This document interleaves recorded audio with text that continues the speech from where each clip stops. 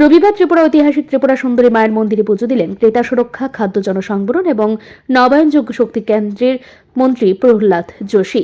তার সঙ্গে উপস্থিত ছিলেন ত্রিপুরা সরকারের অর্থ দপ্তরের মন্ত্রী প্রাণজিৎ সিং হরাই, এলাকার বিধায়ক অভিষেক দেব রায় সহ আরও অন্যান্য বিশিষ্ট ব্যক্তিত্বরা।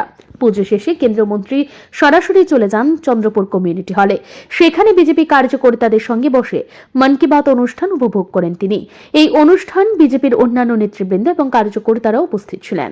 মন্ত্রীর এই সফরকে ঘিরে উদয়পুরের মাতা ত্রিপুরা সুন্দরী মন্দির চত্বর এবং চন্দ্রপুর কমিউনিটি হলে কড়া নিরাপত্তার ব্যবস্থা করা হয়। প্রশাসন পুরো অনুষ্ঠানকে সুষ্ঠুভাবে পরিচালনা করতে সব রকম ব্যবস্থা গ্রহণ করেছিল।